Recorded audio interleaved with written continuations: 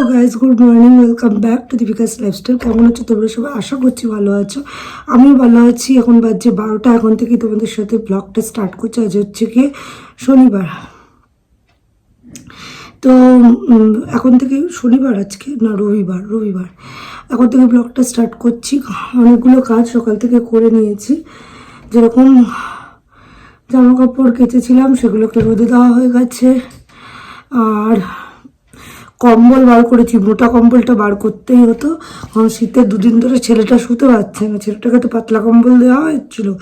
তো আমি যে কম্বলটা গায়ে দিচ্ছিলাম সেটা হচ্ছে গিয়ে পাপড়েরই কম্বল, তবে ওটা একটু তুলনামূলক ভারী, কিন্তু তিনজনে মিলে ওটা হয় না। তো ওই জন্য ওই কম্বলটাকে রোদে দিলাম, আর আমাদের যে ভারী কম্বলটা সেটা বার করলাম, করে রোদে দিলাম, বালিশগুলো রোদে দিলাম। আর এখন বেডশিটটা চেঞ্জ করে দেবো। যখন বাড়ি করেছি বেডশিটটা চেঞ্জ করে নিয়ে হ্যাঁ ঘরটার পরিষ্কার করবো। ঘর পরিষ্কার করা হয়নি।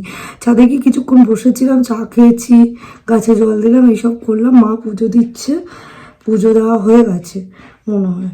হ্যাঁ, পুজো দেওয়া হয়ে গেছে। এই হচ্ছে ব্যাপার। এখনও জামা কাপড়, দুটো শাড়ি, সায়া, দুটো সায়া, মানে এগুলো রং ওঠে বলে, এগুলোকে রং ওঠে কিনা জানি না, দুটো শাড়ি জানি না, দুটো সায়ার রং উঠতে পারে, ওই কারণে হলুদ কালার তো একবার একটা কালারের সাথে বেশি পুরো একদম যাচ্ছে তাই অবস্থা হয়ে গেছিলো। সাদা শার্ট বাবার, ওই জন্য ওয়াশিং মেশিনে দিইনি, ওই দুটো ভিজিয়েছি। ওটাকে কাচতে হবে, প্লাস শ্যাম্পু করতে হবে। শ্যাম্পু কালকে আমি করিনি, আজকে তো শ্যাম্পু করতে পারবো না। রাম, বিয়ে বাড়ি আছে। ও আজকে শনিবারই, এরকম বক বক করেই যাচ্ছি। আজকে শনিবার, আজকে শ্যাম্পু করতে হবে। মাথাটা পুরো গেছে আমার। শনিবার, আজকে শ্যাম্পু করে নেবো। রবিবারে তো শ্যাম্পু করতে পারবো না, কালকে বিয়ে বাড়ি আছে আমাদের, ঠিক আছে? তো যেতেই হবে। গতকালের বিয়ে বাড়িটা যেতে পারিনি, ঠান্ডা লেগে যাবে বলে। দুটো বিয়ে বাড়ি পরপর অ্যাটেন্ড করা সম্ভব না। তো মা আর বোন গেছে ওটাতে। আর আজকে আমাকে যেতেই হবে, কারণ ওর অফিসের কলিগের বিয়ে। সে বাড়িতে এসে নিমন্ত্রণ করে গেছে, এবং সব থেকে বড়ো কথা, বাড়িতে আসার থেকে বড় কথা হচ্ছে গিয়ে আমি কোনোদিনও কোনো কলিগের বিয়েতে অ্যাটেন্ড আজ পর্যন্ত করিনি। এবার সে বারবার বলছে না, অ্যাটেন্ড করলে খুব খারাপ হবে। তাই দেখা যাক, মনে হয় কালকে যেতে হবে। তো যাই হোক, যাব। আর হচ্ছে কি ঘরটা একটুখানি মানুষের থাকার যোগ্য করে নিই, তারপর তোমাদের সাথে দেখা হচ্ছে।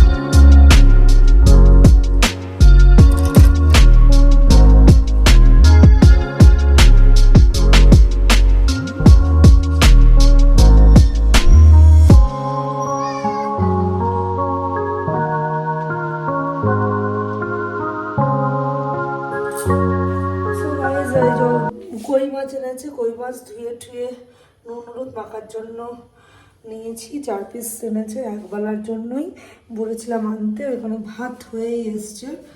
আর মাছটা করবো হচ্ছে, এই যে সব সবজি কেটে নিয়েছি, আর এবার বসাবো, ঠিক আছে?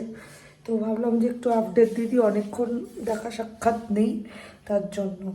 তো চলো এগুলো করে নিই, তারপরে তোমাদের সাথে আবার দেখা হচ্ছে। আর রেসিপি শেয়ার করছি না, একবারে পরে দেখা করছি।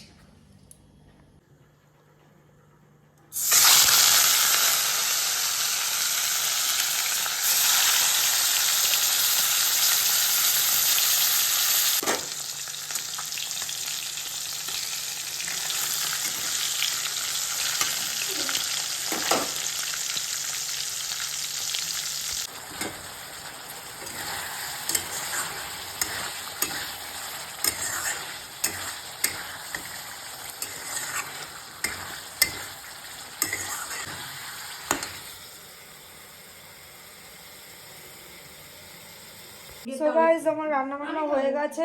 বাসন হাফ মেজে রেখে এসেছি, শুধু ধোবো। ধোবো। পাপানকে তার পাপান আর মাকে খেতে দিয়ে দিচ্ছি। কী কী রান্না করেছি একবার দেখিয়ে দিই। বেশি কিছু করিনি, দুপদই করেছি, দেখিয়ে দিচ্ছি। মানে হচ্ছে কি এই যে কই মাছ, গাজর, ফুলকপি, আলু দিয়ে ঝোল। এখানে শুধু একটা বড়িরই অভাব ছিল, ধনেপাতা দিয়ে দিয়েছি লাস্টে। বড়িরই অভাব ছিল, বড়ি সব শেষ। মাঠ থেকে বড়ি এনেছিলাম, যা শেষ হয়ে গেছে।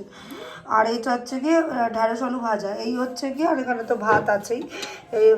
ওদেরকে দুজনকে দিয়ে দেবো। মাছই মন মন করছে, দেখেছো? পোছা ধোয়া ঘর, তার মধ্যে মাছই বনবন করছে। আসলে বাইরেটা এতটাই জঙ্গল, তা কি বলবো, এই পুকুরের মধ্যে, তার জন্যই এইরকম অবস্থা।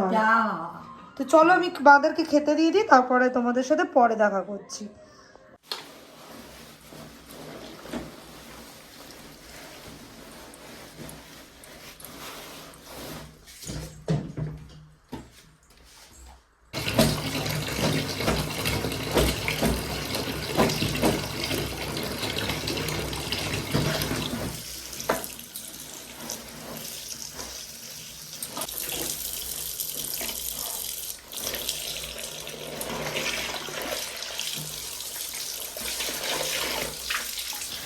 তো অনেকটাই বেলা হয়ে গেছিলো, বুঝতেই পারছো। খাওয়া দাওয়া, খাবার টাবার দিয়ে তারপরে আমি ওই ফাঁকে এসে গেছি। বাসন টাসন মাজার তো ছিলই, ধুয়ে আমি এসে গেছি যে যে কটা ভেজানো আছে কেচে নিই। তো দেখলাম এসে সব জামা কাপড়ই শুকিয়ে গেছে। তো ওই কারণে পাপানকে বললাম একটু ভিডিও কর, আর সে ভিডিওর এ মাথা আর ও মাথা দৌড়াচ্ছে। আসলে পারে না তো, তা তবুও যেটুকু করে দেয় এটুকুই আমার মহা পুণ্যবানের কাজ হয়। মানে আমি এইটুকুও কে করে আমার, মানে বরকে বললে তো সে, তার কাছে তো টাইমই নেই। এদিকে যখন ব্লগ স্টার্ট করেছিলাম, ব্লগিং স্টার্ট করেছিলাম, সে খুব এনকারেজমেন্ট আমার সাথে দেখিয়েছিল যে হ্যাঁ হ্যাঁ করো, আমরা ক্যামেরা ধরে দেবো। কিন্তু ধৈর্যটুকু নেই। আর পাপান তবু একটু একটু ধরে দেয় আমাকে। তো এইসব কাজ মানে লোকের দরকার, বুঝেছো তো? সব কিছুই দেখার সৌন্দর্য একটা বড় কথা। নাহলে তোমরা আমার ভিডিও দেখবে কেন যদি ঠিকঠাক জায়গায় ক্যামেরা পজিশন না হয়? আমি সবসময় ধরে ধরে ক্যামেরা করব, এটা ভালো দেখা না। তো যাই হোক, গুড ইভিনিং গাইস। নাক ডাকছে দেখো আরেকজন শুয়ে শুয়ে। তো ঘুমাচ্ছে, আমাকে বললো 5:30টায় উঠিয়ে দিতে। ডাকলাম, কোনো সারা শব্দ নেই। আর একটু ঘুমাই, বাজে 7টা। মাথায় তো বেঁধেছি, কারণ হেয়ার ব্যান্ড দিতে পারি না মাথায়। দেখো বারবার ফসকে ফসকে মনে হচ্ছে পিছন দিকে চলে যাচ্ছে। আমার এটাই হয়, আমি কোনো হেয়ার ব্যান্ড মাথায় দিয়ে রাখতে পারি না, কেন কি জানি। হয় পিছন দিকে দিয়ে পড়ে যাবে, না সামনের দিক দিয়ে পড়ে যাবে। তো এটা রাখতে হলো, কারণ যে হেয়ারটা ওয়াশ করেছি অনেক বেলাতে, শুকোয়নি। তো কম্বলটা গায়ে দিয়ে আজকে বেঁচে গেছি। মানে এত ঠান্ডা পড়েছে, কম্বল না গায়ে দিলে। তো আমার দেখো, সবাইকে দেখাই আমার শপিংয়ের মানে দোকানটা, শপটা বলতে পারো, এইরকম হয়েছে। ভালো লাগছে। কালকে অনেক রাত অবধি ছেলেও আমাকে হেল্প করে দিয়েছে। এই দুটো তো আমি গুছিয়ে নিয়েছিলাম, বাট এটা আর এটা গোছানো বাকি ছিল, এটা খেয়ে এসে গুছিয়েছি। জাস্ট চাঁদটাকে দেখো তোমরা একবার গাইস, পুরো মানে শিব ঠাকুরের মাথার উপরে যেরকম ভেজি হয়ে যাচ্ছে, দেখাচ্ছি তোমাদের। শিব ঠাকুরের মাথার উপরে যেরকম চাঁদটা থাকে, পুরো এক ফালি, এত সুন্দর লাগছে চাঁদটাকে। আর গাইস তোমাদেরকে দেখায়নি আরেকটা জিনিসও, যখন আজকে যখন সূর্যটা অস্ত যাচ্ছিল, এত সুন্দর লাগছিল। তোমাদের সাথে শেয়ার করিনি, কারণ মানে ক্যামেরা মানে মোবাইলটা মানে নিচে ছিল, একদম ওই ধারটাতে পুরো একদম বড়, একদম পুরো মানে কি বলবো, লাল ঠিক না, অরেঞ্জিস রেড যে কালারটা হয়, সেই কালারটা হয়ে পুরো বড় থালার মতন অস্তে যাচ্ছে। দারুণ লাগছিল, দারুণ। মানে খুব, যারা যারা দেখেছো হয়তো দেখবে, খুব সুন্দর লাগছিল অ্যাকচুয়ালি তখন।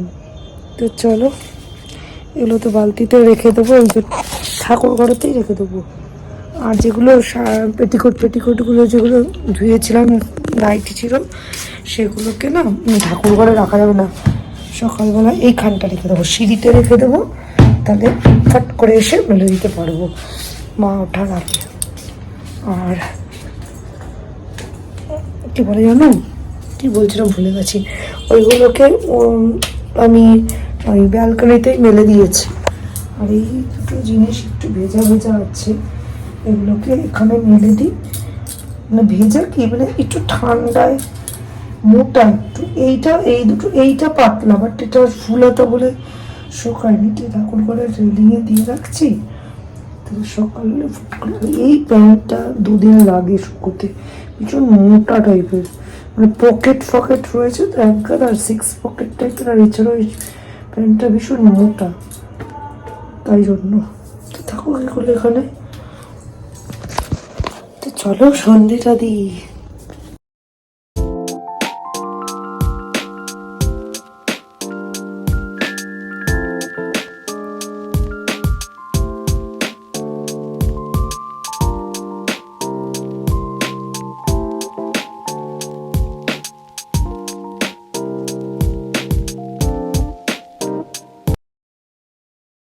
তো এখানে তেল গরম করতে বসিয়েছি, সাদা তেল, করবো হচ্ছে চিলি চিকেন। এখানে চিকেনটা মানে 2-3 দিন আগে এনে রেখেছিল, মানে 2-3 দিন আগে এরকম, ওই যে 2 দিন আগে চিকেন, 2-3 দিন না 2 দিন আগে ওর বাবা মানে কাল পরশু দিন এনেছিল মাংস, চিকেন এনেছিল, তার মধ্যে থেকে একটু বাঁচিয়ে রেখেছিলাম বা চোয়া করেছিলাম, অনেকটা চিকেন এনেছিল।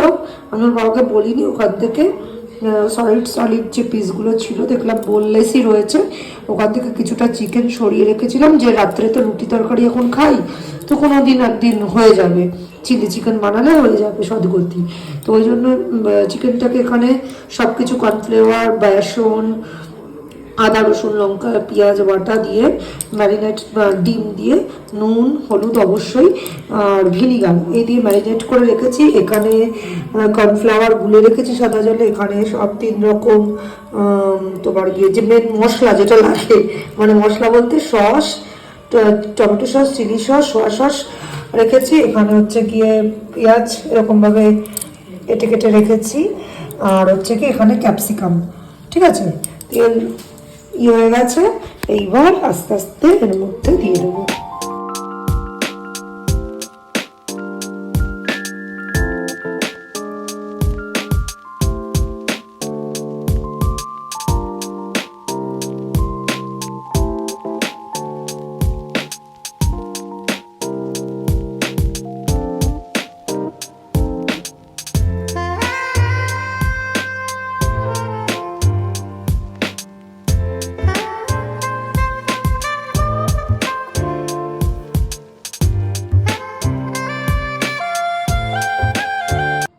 সো গাইস, এখন বাজছে মোটামুটি 9:30টার কাছাকাছি, আর আমাকে দেখছো এরকমভাবে পুরো একটা মানে কীরকম বলবো, শিম্পাঞ্জির মতন মনে হয় লাগছে, ব্ল্যাক কালার হলেই শিম্পাঞ্জি, কিন্তু কিছু করার নেই, কানটা বাঁচাতেই হবে, কানে নয়তো পুরো ঠান্ডা লেগে গেলে আমার বিপজ্জনক অবস্থা হয়ে যাবে, কারণ আগের বারই বলে দিয়েছিল কানে ঠান্ডা লাগানো যাবে না, এবার যদি খারাপ হয় আর ঠিক করা যাবে না। মানে আগের বার 1 মাসের উপরে কানে কম শুনছিলাম, সে প্রচুর ওষুধ খেয়েটে লাস্টে একটা ওষুধ দেওয়া হলো, একটা কি 3টে ওষুধ, নাকের ড্রপ হ্যান ত্যান দিয়ে তারপরে আমার কান ছেড়েছিল, এবং ডক্টর তখনই বলেছিল যে, আমি জিজ্ঞেস করেছিলাম যে এটা মারাত্মক কিছু রে ক্যাজুয়ালি, বলছে ঠান্ডা লাগলে, না তোমার কানে যেহেতু জল জমা আছে আর টনসিল অপারেশন যেহেতু হয়েছিল, তার জন্য এই সাইড এফেক্টগুলো হবেই, এটা জানা কথা। তার মধ্যে হচ্ছে কি তোমার এরপরে যদি ঠান্ডা লাগে মারাত্মক দিকেই এগোচ্ছে, তার জন্য আমার কান বাঁচাতেই হবে। আর আজকে তুলনামূলক বেশ ঠান্ডা পড়েছে, মানে বলে বোঝাতে পারবো না, এতটাই ঠান্ডা পড়েছে, যার কারণে আমাকে এরকম করে সাজতে হলো। আর যাচ্ছি হচ্ছে মায়ের বাড়ি, সাথে আমার একটুখানি জুতো কিনতে হবে, ঘরে পরার জুতো ছিঁড়ে গেছে, যেটা পরছিলাম সেটা মানে অনেক দিনের জুতো ছিল, ছিঁড়ে গেছে। তারপরে মার একজোড়া হাওয়াই চপ্পল ছিল, সেটাকে বার করেছিলাম, মানে প্লাস্টিকেরই, কিন্তু ঘরে পরার, কিন্তু অনেক দিন ধরে তোলা ছিল বলে না মনে হয় হার্ড হয়ে গেছে, যার কারণে আমার যে আঙ্গুলের ধারটা, ডান পায়ের আঙ্গুলের যে দুটো আঙ্গুলের মাঝখানে যে থাকে তার মধ্যে ছোট আঙ্গুল মানে বুড়ো আঙ্গুলের পাশের আঙ্গুলটা কেটে কেটে যাচ্ছে, তার জন্য এটার পরে আর ভীষণ গোড়ালি ব্যথা করছে, আর একটু ক্র্যাক ক্রিমও কিনতে হবে আমাকে।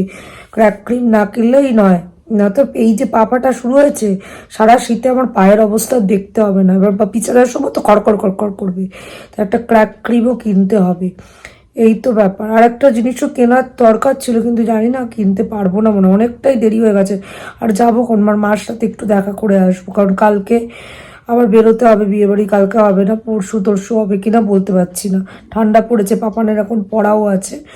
তো চলো। আর রুমালি রুটি কিনে আনছে, কারণ হাতে আর রুটি করলাম না, চিলি চিকেনের সাথে রুমালি রুটিটা খেতে বেশ ভালো লাগবে, তার জন্য কিনে আনছে। মার জন্য, মাকে দিয়ে আমরা বেরিয়ে যাবো, এসে আমরা খাবো। তো চলো যাওয়া যাক। তো সেদিন আর ব্লগটা এন্ড করতেই আমি ভুলে গেছিলাম, পরে মনে পড়েছি মা ব্লগটা তো এন্ড করিনি। তো জুতোটা কিনতে যাবো বলেছিলাম, তো তার মধ্যে এই জুতোটা বেশ ভালো লাগলো, নরম লাগলো, তো এটা কিনলাম। এটা দাম নিল 180 টাকা। আর হচ্ছে গিয়ে বাদবাকি যা যা কিনবো বলে গেছিলাম, কিছুই কিনতে পারিনি, কারণ বাবা একটু দেরি করে এসেছিলো বলে আমার মাথাটা গরম হয়ে গেছিলো। মোটো কথা ঝগড়া করতে করতে গেছি বাড়িতে, এই হচ্ছে ব্যাপার। তারপরে বেশ কিছুক্ষণ বসেছিলাম, 1-1.5 ঘন্টা, তারপরে আবার চলে এসেছি। 10টার সময় বাড়িতে ঢুকেছি বাবু, তারপরে 11:30 অবধি ছিলাম, তারপরে চলে এসেছি। এই বাপের বাড়ি কাছে থাকার এটাই একটা সুবিধা, যে অনেক রাত্রিবেলাতেও আসা যায়, কিন্তু ওই রাস্তার কুকুরকে আমি প্রচণ্ড ভয় পাই। তো আজকে ব্লগটা এখানেই রাখলাম, আবার দেখা হবে নতুন একটা ব্লগের সাথে।